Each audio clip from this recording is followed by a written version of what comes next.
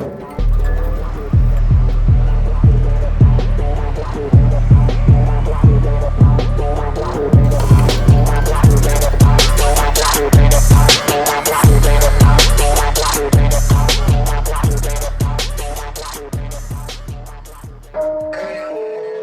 and gentlemen, at the Stan's Newtown Theatre, George Street, Edinburgh Fringe, we live in a time of unprecedented political division, tribalism and disagreement. But I'm sure there is one thing everybody in the venue this evening can agree on, and that is meeting Liz Truss really took it out the Queen. Hello guys!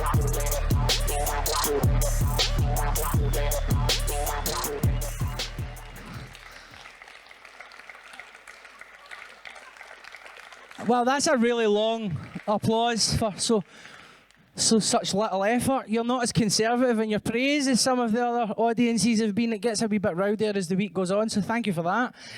Normally I would have my t-shirt tucked in, but I realised that my fly is irredeemably done. It's not even a zip-up scenario. It's absolutely gone. So the t-shirt's down there just to protect my dignity and not to distract anybody too much. Now, my name is Darren McGarvey. I don't want to assume that you know who I am. And I know that there are some people here who are kind of strangely culturally open-minded. And they look through the Fringe programme and they've got a wee bit of disposable income and they go, oh, we'll go and see this thing we've never heard of. Bizarre behaviour. And but the thing is, often those people come because they haven't heard of me. They feel a wee bit kind of superior, do you know? They feel this. It's like, well, if I don't know him, who the fuck is he? So this is for you pricks. I'm at a really interesting point in my career where if you don't know who I am, that's actually evidence of how uncool and obscure you are. Which is a welcome reversal of the previous circumstances. So my name is Darren McGarvey, the Orwell Prize-winning recovering addict whose alcoholic mother once chased him with a stabbing weapon, which, depending on what Scottish tabloid you were reading in 2017, was either a carving knife or a lightsaber. And being from the south side of Glasgow, growing up in the 80s, the carving knife's actually more far-fetched of the two. We butter our pieces with machetes, troops, and that's how it's done. Now, I'm a bit nervous this evening, right? You know some of you will know who I've got on as guests tonight, right? And you'll meet them very, very shortly after I've done this kind of obligatory warm-up routine. But I'm sure I speak for one of my guests, Etienne, to say we're all a wee bit kind of thrilled and moved by the fact that Grant Morrison is here. And not only that Grant Morrison is here, but that he's actually sound as fuck, right? Which is kind of what I thought would be the case, but I've had some bad experiences. Being kind of mid-level in terms of the industry, arts, culture, media and stuff like that, I'm occasionally thrust into the path of famous people, sometimes really, really famous people, sometimes really, really wealthy people. And it's a bit of a bizarre experience. And there are a few reasons why that I'll go into now. One aspect of the experience that's bizarre is that as someone who's way out there on the left, deep down, even if I do try to hide it to maximise my employment opportunities, it is strange when you find yourself in a green room with one of these lizard people and suddenly you get a sense of their humanity. Suddenly you get a sense of their deep love of poetry or music or their children that they're raising, the adversities that they face in their life. And I have to say, it humanises them in a way that's not great news for the class war. And it's certainly going to make them all a lot harder to guillotine. Also, I'm not impressed by fame in and of itself. Right? I've never been impressed by fame. I'm the sort of person who will turn my back to your Lamborghini as my own little on-pavement protest You come by in a fancy car, I'm like, ah, fuck you, right? So to impress me, you have to be about something, right? You don't have to have achieved anything, but you have to be about something. There has to be some kind of substance to you. And the thing is, when you meet really, really famous people, as a result of their fame and the result of many of the ordinary punters wanting to contact them and get to know them and tell them what an impact they've had in their lives, this perimeter of other people grows up around the famous person, and the whole point of the perimeter is to keep everyone away from them so that they don't go fucking mad. The thing is, though, that perimeter makes them mad. It makes them strange. It makes them weird. And they are like a traveling circus. And so if someone like me turns up who's not impressed, and they're used to having a tremendous fuss made over them all the time, then I can come across as a bit of an arrogant, self-regarding arsehole. Which is obviously a view that's not entirely unjustified, where I'm concerned. But I'll give you an example, right? So a few years ago, I was interviewed by Russell Brand, right? He's a hero in the recovery community. Obviously, he's a wonderful entertainer. His career's took some crazy twists and turns. Not everybody's on board with his politics, but he's generally accepted to be a talented, bright, charismatic guy. And so it was a pleasure for me to be interviewed by him. And so I was sitting in the interview. I was very, very highly caffeinated. Now, you can imagine, if you've got any sense of me already, is that I'm very verbose. I'll take 5 minutes to say something that would normally take 1 minute. And Russell Brand, he's a bit like that, isn't he? So you can imagine how this podcast went down. It's just the two of us having this fucking verbal dick-waving contest, right? Blah, fucking blah, blah, blah, blah. Look at me with all of my big words, taking fucking ages to say things. And so in the middle of the interview, I just got up and went to the toilet. Now, Jordan Peterson didn't even do that, and he's in his 50s. Although in my defence, I don't excrete quite as much urine through speech. Then during lockdown, I had a crazy experience. I had a crazy experience where I was contacted by a rock star, a genuine rock star, Paolo Nutini. Normally you get a wee cheer for Paolo. Is Paolo not in vogue anymore, guys? No? Is it all Luis Capaldi now? Aye. So it wasn't Paolo that got in touch with me, right? It was his manager, right? DM'd me on Instagram. For people a wee bit longer in the tooth, DMing someone's not a sex act, all right? Now, the message came like this: Darren. This is my impression of a kind of middle-class, faceless industry person, right? Darren, Paolo is a massive fan, and Paolo would like to reach out to you. Reach out to me from where? Fucking Paisley. The last time somebody reached out to me from Paisley, it was to throw a bit of the pavement they had ripped up out of the street in Fergusley Park. It's for that reason I've adopted a reach-in policy when it comes to Paisley. Although it's one I was happy to relax in this particular instance, folks. Surely you would too. I was really flattered to know that Paolo Nutini, a legendary musician, even knew who I was. Right? Now here's the thing. Coincidentally, and this is true, a couple of weeks before I was contacted by Paolo's manager, I had a dream about Paolo Nutini. Right? Now, I'm not a big Paolo Nutini expert. Right? If it comes on the radio or I stick an album on Spotify now and again, but I'm not walking around thinking about Paolo Nutini. So while I was rattling around in my subconscious, I couldn't really say. It wasn't an adventure dream, wasn't a sexy dream, wasn't a scary dream. He was just there, right? And so overwhelmed by the sense of coincidence that I had been approached by his manager, I just blurted the fact out that I'd had a dream about Paolo Nutini over the DM. Not really thinking that the manager would become overwhelmed by a subsequent sense that I was desperate and mental. It was one of those moments, folks, where you're just like, universe, stop the record, please. Skip it back. I would like another do-over at that moment, if you don't mind. But I cringed after it. And that was kind of a wee moment when I realised where I sit in the pecking order. Because quite often I'll be contacted by people, and then I'll just go, you know what, it's not worth the hassle because you can't do anything for me. You know what I mean? So I was getting a wee taste of my own medicine. But then obviously, I don't know about you guys, but I find it difficult to sit in those uncomfortable emotions. You know what I mean? I'm from the west of Scotland. I can't deal with feeling shame. and I can't deal with feeling embarrassment, and I can't deal with feeling inferior. And I don't know about you guys, but what's worked for me over the years is moving from those difficult, heavy emotions directly into aggression. And so I thought if I could only orchestrate some sort of conflict with Paolo and Etienne, then I would be able to take control of this dynamic which exists mostly in my imagination, and thus spare my esteem any more downward feelings. So I was just walking around my living room in lockdown, do you know what I mean? Like, fuck Paolo and Etienne. Fuck Paisley. And I'm not being funny, but people far more famous and important than Paolo and Etienne have felt completely free to contact me personally. Former First Minister Nicola Sturgeon, before a appearance on Question Time, she sent me a wee DM on Twitter. Darren, I'm a big fan. Keep speaking truth to power. I says, okay, well, since you're here. Thanks, guys. That concludes the warm-up for this evening.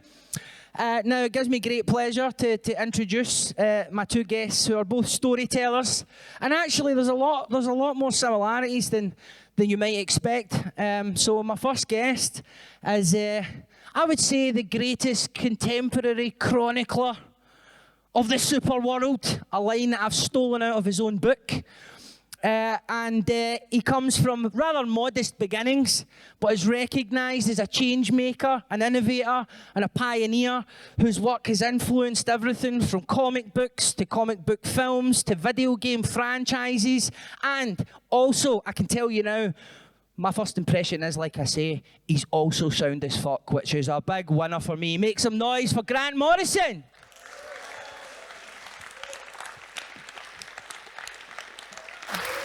Thanks, man.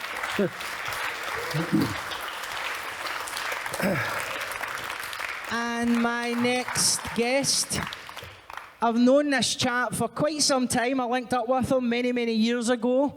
And I remember the first impression he made on me as I went to his place in Maryhill. I wasn't sure if it was like a hideout or something. You know what it's like walking through Maryhill or a place like it. And then I got there and I was kind of struck by the fact that this guy had an office and he was fucking serious and he was about 20. And I was like, right, okay, you're one to watch. Since then, he has gone on to direct hundreds of music videos, short films. He's just released his first feature, The Difference Between Us, which has been running at the CCA, and then it's going to have a run in Sweden next week. This is a really interesting guy with an interesting take, not just on the career side of things, but also on the cultural side, being that his point of origin was the Democratic Republic of Congo, and then for some reason he's come to Scotland for a better life. That doesn't make any sense. We need to get to the bottom of this. Make some noise for Etienne Kubwabo. Woo!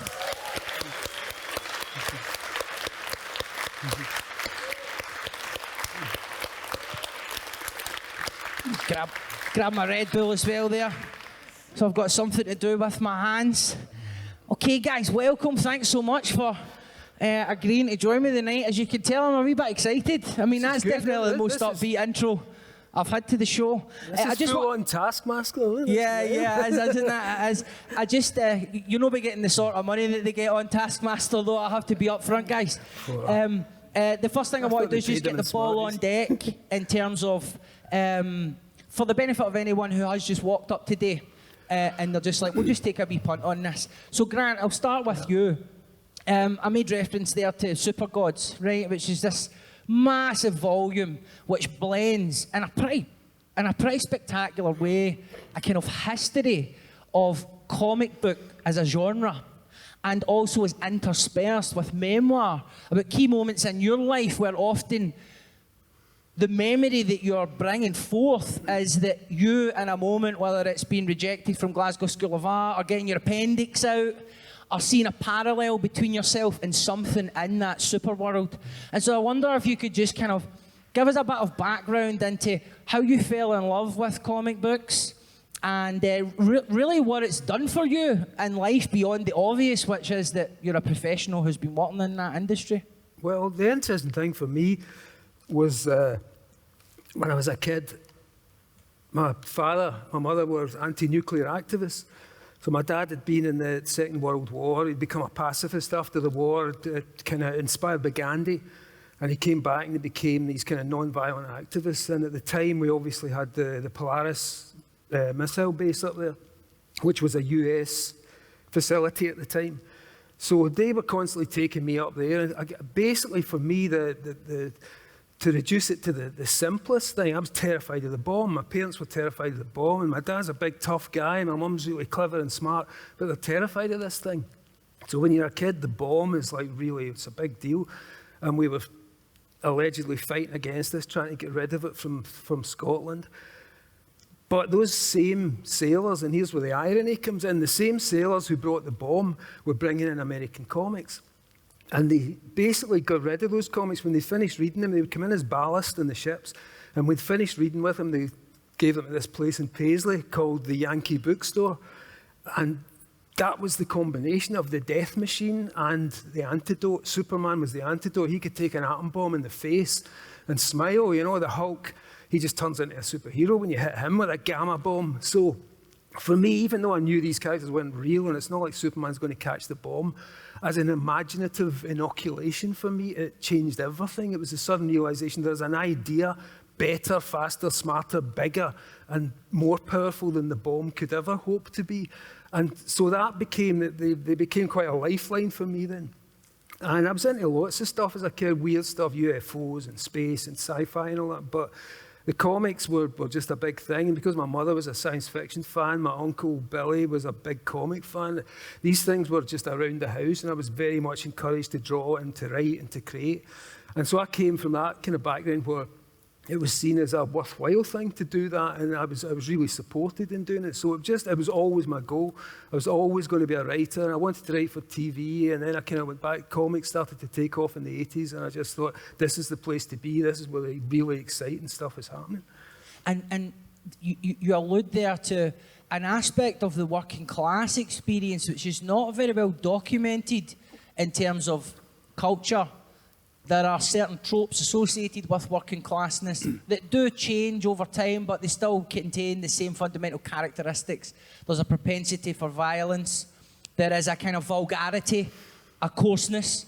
And there's never really a depiction of that working class experience, which has an interest in vinyl, has an interest in literature, has an interest in poetry. And I've spoken to so many artists or poets, Tom Leonard being one of them, and walking into his library in his home and just realising, you know, he's been collecting books and music since he was a kid, playing vinyls and Pollock, which would have been kind of unusual, you know. And so I wonder, in terms of, it seems like your family set up and the dynamic there was supportive and encouraging of that, but I wonder what sort of reception that your interests and aspirations might have received in a peer group that might have been moulded by a different kind of environment. Well, they were usually okay. You know, I was raised a pacifist, so I learned every known strategy for never getting into fights. I was never bullied as a kid. I don't get into fights. I've got strategies, you know, that I learned. So I tended to get on with everyone, and people didn't give me a hard time. I mean, honestly, I've been pretty lucky in terms of that aspect of it. I was just treated as a creative person from the age of 5. And felt that was always my destiny, and supported in that, and given paper to draw on, and, you know, and being allowed to develop in that way. It's really interesting because that wasn't my experience. I'm projecting. I've read your stuff. I was projecting a bit. And you live just across the river from me. I know. Etienne, if I could bring you in. Obviously, when I first encountered you in person, it was in Maryhill, which is like most estates in Glasgow. I'll probably get chipped for calling it an estate. Most schemes in Glasgow, you know, it has a reputation. And I remember when I met you, I had obviously just shared with the audience there. You were already getting started. You were quite deep into the process of trying to set yourself up as a filmmaker. Can you just talk a wee bit about, you know, how long had you been living there from the time that I met you? Because did you say you were 10, 11 years here now? So you must have you weren't long here. So I think I arrived in Scotland in 2009. So I had been living there about 7 years. And my life before I came to Scotland, I was living in Uganda. I was kind of like separated from my family during war in Congo. I come from a place called North Kivu at the border of Uganda and Congo. So when there was war, my parents went a different direction and also ended up in Uganda, and we're in Scotland already. So I had been living in Uganda alone for like 8 years on the streets, you know. I started playing music in bars, learning to create, and then watching a lot of movies and you know, collecting money for films. Or there's a way you show films in the ghetto in Uganda, so I could collect money on the door for people who want to see movies. So when I moved to Scotland, I was like, life was tough for me in Uganda. It's like I was in a lesson, I was in a class somewhere being taught how life can be really tough. So when I got to Scotland, I was like, it felt like, I know this is gonna sound cliche to say, but it's like you're in the promised land now. Every opportunity that you get, you have to, you know, use it to something good. So I was really determined. When you met me, I was trying to find my way, and stories have always been the only thing that I've used to escape. And if you come from a black family, if you want to be a filmmaker, a story maker, your mom will be like, it's like you're a disgrace to the family because you're meant to be a lawyer or a doctor. So if you say you're a filmmaker, they're like, what? What's that? Where are you going to get money, you know? So everybody looked at me strange. But I was kind of like, I so much believed in myself. The time I spent with myself in Uganda kind of made me into this fierce character that if I felt like my heart and my gut was telling me to do something, I'll focus on that, no matter who tells me no. Even if it's my family, I feel like stories have sort of helped me get out of a lot of trouble, and that's what I really wanted to focus on. And you've shot a load of music videos and things like that, and I guess a lot of filmmakers, this is how they start, because I suppose the music video, while obviously still being a lot of work, and it'll be different concepts for different artists, and you'll be taking a kind of directorial role in that as well, getting more creative. You know, the artist will come to you with their idea, you dial it down, get realistic. Do you know what I mean? You're gonna have car crashes. yeah, exactly. But you begin to find your voice within that, because that can sometimes be like a trade, can't it? You're making money doing the music videos, you're providing a service, but then within that you begin to find a voice and a creativity as well as a familiarity with the various moving parts of being a filmmaker, because there's more to it than just holding the camera. I think, yeah, with music videos, I feel like at the time when I started doing them and when I stopped, I still do them sometimes, but it depends on the budget. I feel like it was fun cutting a video for 3 minutes and, you know, seeing how you could tell a story in a really short way, because I grew up seeing music videos on MTV in Africa, and I was like, I always wanted to, you know, tell a story with the camera, you know, just do that. But there's more layers to it, you know, story-wise, lighting, depth, what are you trying to portray, you know. So as I've shot over 500 music videos, some are online, some are not. As I did so much of it, I started losing the excitement, and I felt like I wanted to do more with story, right? And then that's when the last 2 years I focused on doing my debut film, and it's been an exciting journey. Yeah. And a tiring one, I'm sure, as well. There's a lot of responsibility, isn't it, when you're kind of carrying the thing on your own back? Obviously, there'll be a team around you. You'll have a lot of moral support from people, and there will be fans and consumers who are validating your decision to do it by parting with their hard-earned money to support the work. But it is a big gamble, isn't it, to say, I'm going to invest all this time, all this energy, and all this money. Whether you've raised the capital yourself, whether you've got funding, still, there's so many other things you can do with it. But you seem to have a kind of singular belief in what you're doing, and this is propelling you through everything.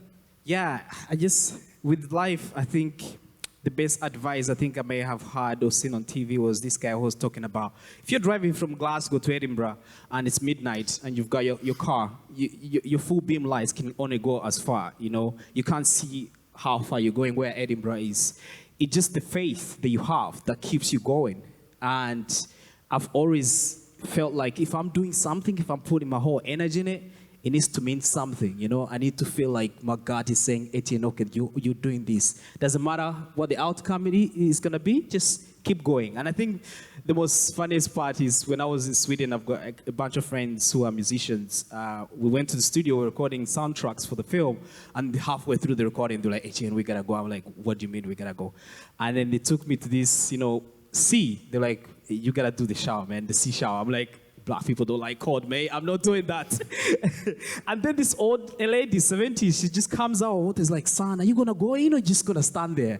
And then Axel had told me, Etienne, when you go and have a cold shower, the way you're going to feel after, the amount of energy you're going to get is going to be insane. I'm like, no way, I'm not going to do that. But when I went and did it, I'm going to just say that every morning when I was about to shoot a scene for my movie, I had done a cold shower that morning. And the amount of energy I got from that and the belief in myself already and knowing that being in Scotland and working with all these amazing creatives, it's a great opportunity. It's a dream come true for me. So I had to push myself, even though there was that fear. The fear is always there, but you have to push beyond that.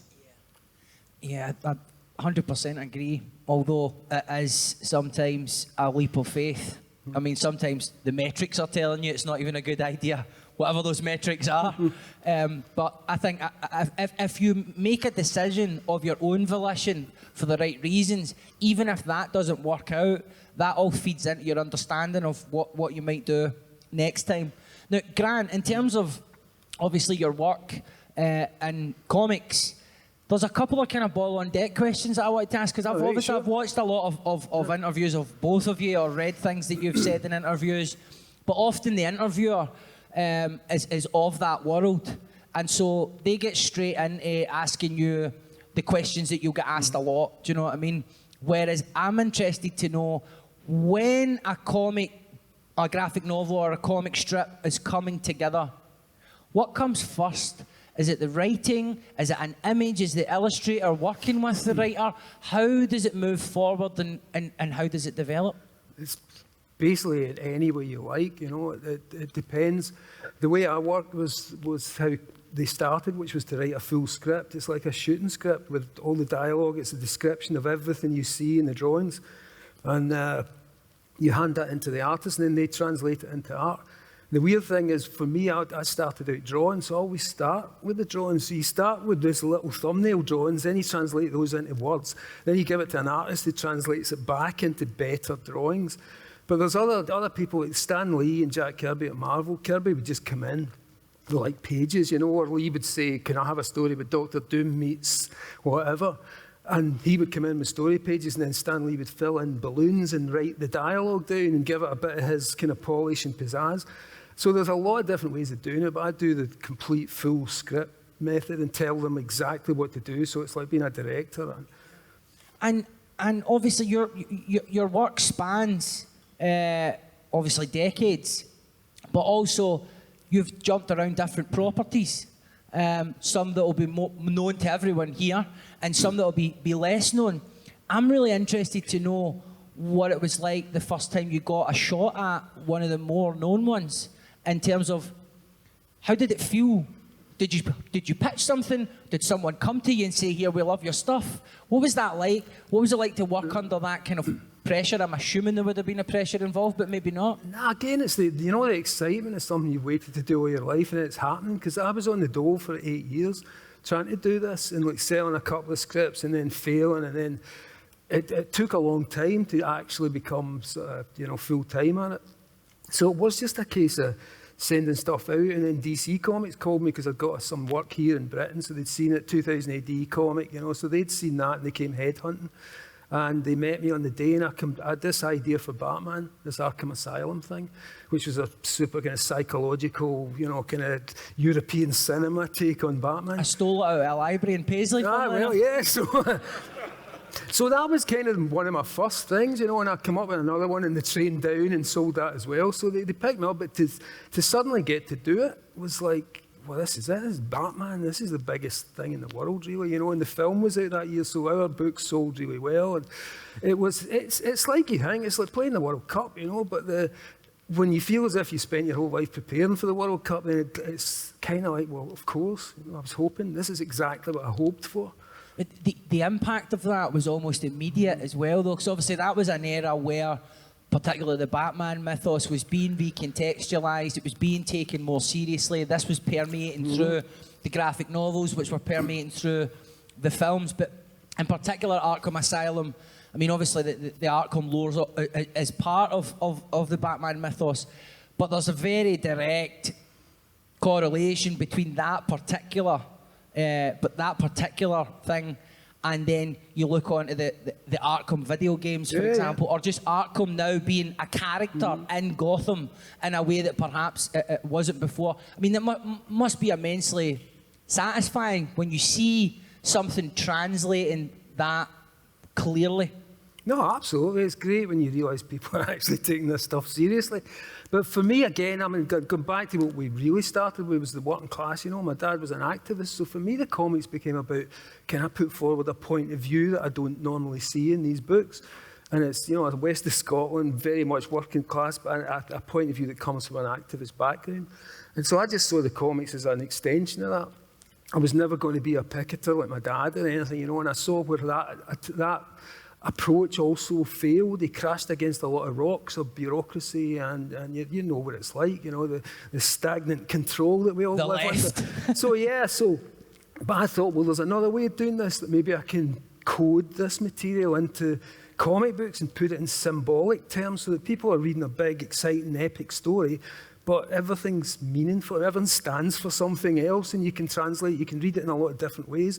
So that's what I thought was the most interesting thing about getting to do those characters, is to actually say something, you know, and talk about things. And it is kind of, I guess, it's a sort of, there is a covert way of doing it as well, in terms of like a secret identity almost, where there is the literal reading of the thing, and then there's, you know, your subtext or symbolically, and as someone returns to a piece of work, as they mature, there's new meaning to find.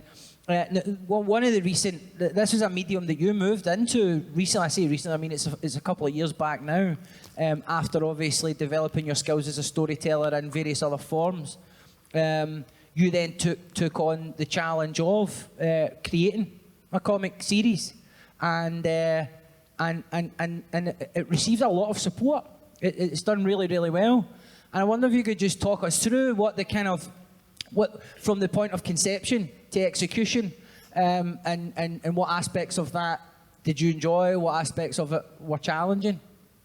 I think with the comic books, I'd grown up watching a lot of animations, Batman in Congo and Spider-Man. And I used to get in a lot of trouble for watching too much TV. My mom is like, Etienne, you gotta do homework. You know, I need to come up with a better idea. Every time they went to work and came back, you know, from the 80s, you have these big TVs. So she can touch the TV and tell I've been watching it for all these hours. It was really warm, right? So we had one that was broken at the back of a house, and the inside part we're not in. So I would put my brothers and sisters to lie there, and I'd put my head through the back and start acting out things I'd seen in Batman and, you know, Spider-Man, shooting some webs, and had the best time. So when I moved to Scotland, I've always felt like I needed to do a comic book. I didn't know what angle, you know, to bring it in and how it would be different from what's already out there. Because, I mean, there's already other great people who have done comic books, but I really wanted it to be special and personal to me. So as I was doing all the music video and stuff like that, I used to get in a lot of trouble with the police. Like, I could get stopped randomly. At one point, I got a courtesy car from Arnold Clark, and I got stopped by the same police 3 times in 1 week. And they're like, I'm like, this is a rented car. My car is being fixed. I don't know why you keep stopping me, you know? And how can you afford a car from Arnold Clark? You know, and I kind of like, then people started calling me the N-word a couple times on the bus, throwing stones at my house. And I'm like, is this the promised land I was excited to come to, right? And then I saw how my friends reacted in scenarios like that, and they end up getting locked up and stuff like that. I'm like, what if I could translate all these frustrations, all these things I have, into something awesome, and, you know, and then I put the character to deal with these things I cannot control in the world. And that's how Bits of War came to be. And then that idea came to me like 3 o'clock in the morning after I was drinking like hot milk out of the fridge. I couldn't find water for some reason. And I was like, Bits of War. And I could link my Congolese culture with the Scottish culture in an epic science fiction story, but make it really fictional, but it's that person. So that's how it came to me. And I remember the next day I started writing the script, and 3 days later I had the first draft ready to go. So that was really just boom. A light comes on.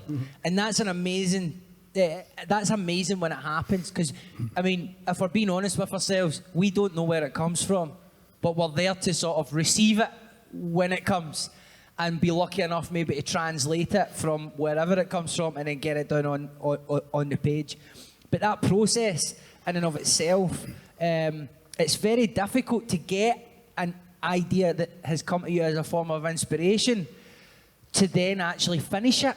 You know, and so many creative people get stuck in this because they think that once you're inspired, it's just plain sailing from there, when actually most of the creative process for me in music, and I've deployed the same sort of storytelling elements in all the areas that you work in, and music as well, which is similar to comics in terms of the imagination is the only limit, you know.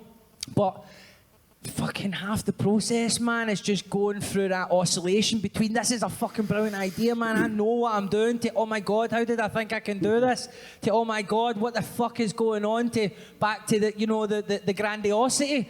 And it's hard explaining that sometimes to people, because they get the inspiration, they hit the first hurdle and they can't get through that first cloud of self-doubt. I wonder what your experience has been, Grant, in terms of, I mean, it seems like, as you say, coming from the background you were, you did your 8 years on the brew, so you were really just chomping at the bit to get going. But you've had a long career already, and there must be peaks and troughs in that for you in terms of just internally feeling more inspired at sometimes than others.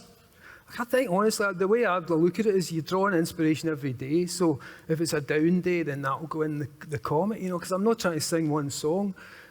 You know, this isn't just, it's all going to be the same. So like I say, some days you feel miserable, other days you're joyous and you can put forward a joyous, optimistic thing. And I think if you make it about your own life, there's always material, no matter how old you get, no matter how fed up or bored or whatever, or happy, you can always put it into a story, you can always translate it into a symbol. So for me, that was the way of doing it, and I came to that because of deadlines, you know. I'd never have finished anything unless there was deadlines, but once I get into the business, you're on monthly deadlines, so you finish stuff. You've got to finish stuff, you want to keep doing your job.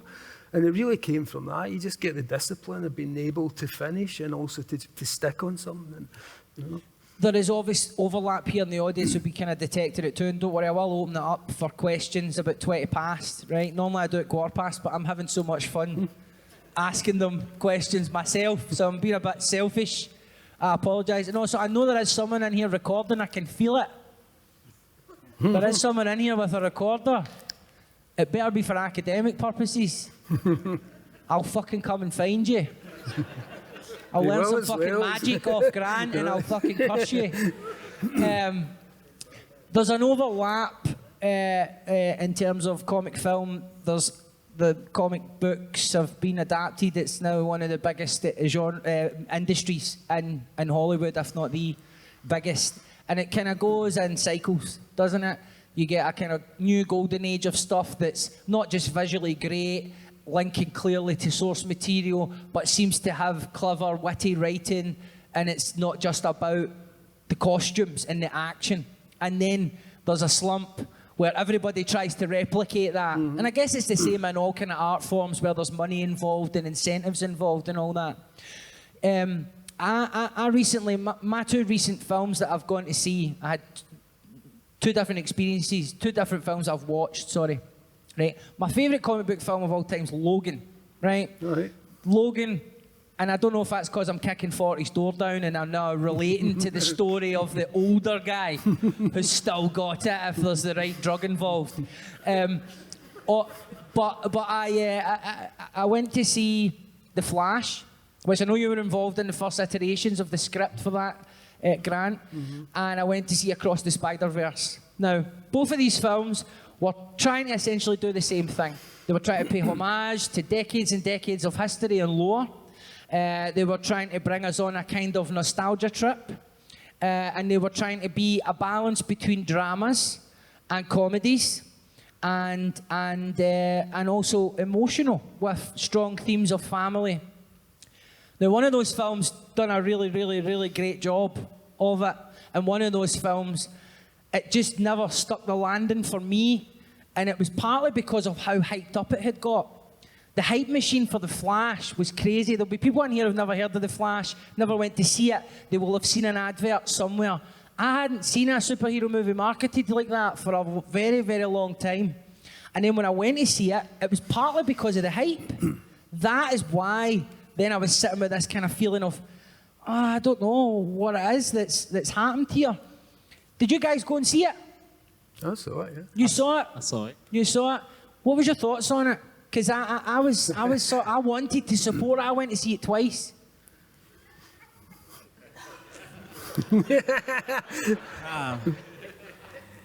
The fact that there was no Superman, Henry Cavill, that didn't do for me. But so you had the Snyderverse beef with it? Yeah. Right. See, everyone's got a different angle on it. And Mike Keaton as Batman was one of my favorites Batman. Having him, no spoilers, I hope everybody's seen it. Having him die, it was like, And then the other Flash character that was more like childish and everything, didn't work for me. I kind of wanted it more serious. Yeah. I think when I'm going to watch a DC film, I think my expectations are too high. I just want a pretty serious, badass, kick-ass, action movie, and it didn't do. I think it's the bad publicity around him as well, but I just felt I wanted more from the movie. It's sometimes hard to explain when they kill off some characters you really love, and then the other characters not taken as serious as you would want him to be. It's also partly because they're so interconnected. Because I know your version that you worked on. Yeah. They never went with that. They went with something else. They wanted to go down the that was their big mistake. Tragically, that was They the wanted big to mistake. go down the kind of multiverse route because obviously that's what's really hitting right now, or that's what was hitting at the time. And so you must have gone to see it just out of curiosity. I know that sometimes elements are borrowed from previous scripts because they pay you, they own the script, they can use the ideas. Was there anything in there that was ported over from your version? Really, there was like microscopic moments, but there wasn't really, and that. I mean, I thought there was one good film in there and two not very good films fighting it. And that was its problem, just too many writers, and that's what happens. They should have just stuck with one vision, and God knows who that could have been, but they should have stuck with the one vision. I'm such a Keaton fan that I not only went to see it twice just for the movie after an hour where he appears, but then I bought it on home premiere for like 20 quid as well just to watch it again. Just that whole sequence, because I thought, my journey into this comic world was really a department store with my granny, 1989. We went there, it's closed down now, probably to get something that I wasn't interested in, because she was my granny and she was going to buy granny stuff, right? And I must have wandered over to some other part of the shop and I found this little black toy car on the ground. It was a weird shape. I had the kind of, and it was the 89 Batmobile, which obviously is still iconic, but it was just a little toy. At first I didn't know what it was, and then that started the whole journey, you know what I mean, into it. But the other film that I've seen and that I've also watched multiple times, it'll be good to get your takes on it, is Across the Spider-Verse, the sequel to the first film. And these films are not only brilliant looking, super creative, bursting with colour, bursting with energy, bursting with humour, but they're, for people who are into it as deep as you guys are, the lore and the references is all there as well. It's just interesting. What is the difference between getting something right and then missing the mark? Like I say, having a singular vision and not a bunch of people competing, and they end up just fighting each other. Too many cooks. I don't know how many people worked on Spider-Verse, but as you say, I saw the first one, and it's a beautiful looking thing, but it's got heart, it's got meaning, so they got it right. But I mean, a lot of the other Marvel movies, I think, are losing their way a wee bit. So I think it's. I've not watched the second one. I like the first one because obviously, like Granty said, when you have so many writers, you got people with different ideas. But I really like the first one because, most importantly, it looked like a comic book. page, you know. So there was that whole theme to it that was pretty cool, and it had heart. It had a story about family, which I'm always looking for in stories, which was great for me. So I've not seen the second one, so I'm here to check that out as well. Yeah, well, my son Daniel, who I'm going to shout out now for when he's older and listens back to this, he wants to dress up as Miles Morales for Halloween, but we might have to have a conversation first. Just about the mechanics of that. So that's interesting, just the way that culture is changing and that we are seeing diversity, but it's not always that cynical kind of diversity where the optics just change. We're actually hearing stories and we're seeing certain culture reflected in quite an authentic way that then does permeate real life, where I have to have that conversation with my son about he can get the Miles Morales costume and that's where it stops, do you know what I mean? But, and then it's amazing when you notice that cultural reverberation of something when it really is resonating. Right, I think I've kind of held court here with these folk enough, so I'm going to open up because I know there's going to be folk here that are desperate to ask a question, and I see it's you. Can we get the lights up, please, so that I can see who I'm talking to? Hi, can you hear me? Yeah. I've got a question for Grant. Yeah, okay. Like, obviously, when you wrote The Invisibles, like, it was visionary, and it was counterculture, and it was just, it fucking blew my mind. It was beautiful, thank you. Thank you. The other thing that you did was you clearly talked about the impact that psychedelics had in your creative process at a time where we were at the height of the war on drugs, so it was not trendy to talk about that. And I just wondered how you felt about the way that movement's like now going. It's like increasingly being handed over to psychiatrists, the military, whereas, so you need to go to a clinic now to take those substances rather than Kathmandu. That's true, you know. That's why I did it in the 90s. I knew it was coming. No, I think it's true, but everything has been co-opted, everything is commodified, everything is becoming, you know, what's its value? How can we sell this to someone rather than just, how can that, you know, it's AI, everything's becoming AI, I think, you know, and that's the problem. But capitalism devours everything. And look at The Invisibles now, it's QAnon. You know? That's what's happened. Those conspiracy theories that I was talking about then have become actual reality. They've become the royal family. Yeah, and all of it, you know. And now if you can go online and find as many people as you want to believe any one of those conspiracies utterly. So I think that's what I was talking about back then was I saw it as mythology, and now it's become reality. You know, I thought it was going to become our new myth to replace religion in some awful way, but it's much worse than I'd imagined, in the sense that conspiracy now is the actual substance and texture of the world. Thanks very much for your thoughtful question. I really appreciate it. Anyone else? I'm sure there is. Oh, right there. Are you together? No, just because that would be an unfair advantage to your household or relationship. Down the front, right? Obviously, Okay. to be keen. So, I mean, obviously, a lot of movies being made, and James Gunn is basically going to draw from your oeuvre to make the new, very wise move. He's going to draw from your version of Batman and Superman. I don't necessarily think they need to. It doesn't validate. You know, they don't need validation. Any film from All-Star Superman is not going to be as good as All-Star Superman, I think. But I think one of your achievements that gets overlooked, apart from, you know, revamping Batman, revamping Superman, providing the raw material for the people to make The Matrix, and you're looking very King Mob tonight. No, he always looked like me. but you elevated like a sort of bottom tier set of characters to like top tier almost, and made them immortal, and everyone sort of forgets this. And you've got an Oscar winner actor playing Cliff. Mm-hmm. So you took the Doom Patrol and sort of raised them up, made them immortal, and took them to they'll be carrying on long after we are gone, thanks to you. And I think that's forgotten maybe. So do you want to speak about are you proud of what you did with the Doom Patrol and how they're living on and carrying on? Yeah, I mean, as I say, of course, I'm proud, you know, and I loved doing it at the time. And I knew eventually, 30 years or 40 years later, they would take all that stuff and give us hardly anything. But, you know, that's the way it works. Of course, I'm happy to see that the work is reverberated through the culture, you know, even if you're not necessarily always recognised for it. It doesn't matter. That's not what it's done for, you know. It's to make an effect, to make a ripple. Thanks very much again. Do we have anyone? I just kind of feel like I want to just look over here just to see if there's anyone. No? Oh, there we go. Someone up the back there. I was just wondering, for a question for Grant, which artist do you feel like encapsulated your ideas the best? I know there's obviously like hunters that did it well, but who's the top three? Frank Quitely's obviously the best, you know, he's just most synced with how I think.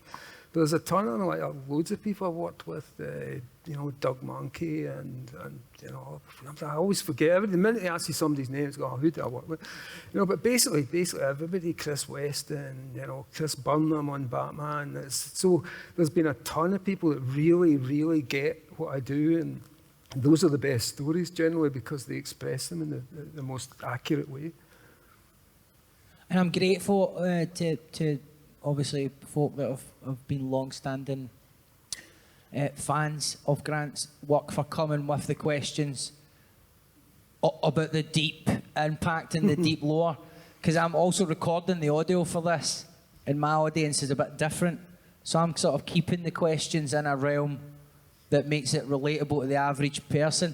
But the sheer gravitational pull of geeks is just everywhere. And they will always take it to the most obscure corner that they can. And on that note, where are we going now? Not geek. I've actually got a question for both, Wow, if that's great. okay. So, Fantastic. Etienne, could I please ask you, if you could adapt any well-known comic book universal character for film, what would you pick? Like, complete freedom to do anything. And then a question for Grant, I know you've done a little bit of acting in music videos, would you ever be interested in acting in movies more? You started, yeah? I think for me it would be Batman, because a lot of directors have done their own takes on Batman, and the recent one that I really enjoyed was Matt Reeves' one with Robert Pattinson, which was really good, and he kind of went back to him being a detective, which was quite interesting. So Batman would be my choice because he's grounded, you know.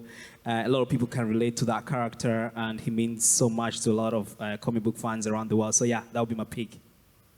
Yeah, and I would always do it. If anyone asks me, I tend to do these things, but I'm not an actor, honestly. I'm an enthusiastic amateur, and you know, I'm happy to always give it a go, and I've done quite a few, and apparently I'm actually eligible for the membership of the Actors Guild in America, who are currently in strike, I think. So yeah, I mean, like, yeah, I'd always do it, but seriously, I'm not an actor. But you could be in Etienne's Batman then. Yeah, I'll happily show up in Batman, definitely, you know. Be the Joker. Yeah. Oh, I could do him. I think I could do him. Yeah. Never say never. Anyone else got a question? Thanks for your question, by the way. Someone up the back there. We're okay for another 5 minutes. Hi, so kind of like a question for both of you as well. Obviously, both of you have done like quite a wide variety of things within your professions, but like, is there any sort of like idea or like theme that you've like always wanted to do, but like never found a way to like fit it into your work, or have you always found that you can kind of sort of fit your work around something that you're really wanting to do? Well, for me, it tends to be, as I said, I kind of base it on what's happening in life. So things emerge naturally that you kind of want to talk about, you know. So it would always emerge, you know, from the environment for me. So I've never had a problem with that, you know. Just there's always been a way to express what was going on in the day for me. I think for me, I don't know if you guys have read Beats of War comic book. It's more like Marvel-friendly type of comic book. But the one thing that but I'm already actually working on it. It's a dark theme. Yeah, I wanted to sort of deal with my darker self through a comic book superhero character. And I'm doing that with a new graphic novel called The Hyena Man. Now I reveal the title. And it's pretty dark. It goes in dark places. It's one of the parts of myself that I never knew the right way to tap into. And I feel like with Bits of War coming out, I've finally come out on my shelf and I can now express myself with no limits. And it'll probably be like a 15 rate. So yeah, that's the one. And I guess just to add to that, I mean, I find that the darker stuff for me, the darker it gets, the funnier it starts to become, so I can never quite get to it. It becomes ludicrous, the darker things, you know, because it's such a focused way of thinking that it always tends to end up funny.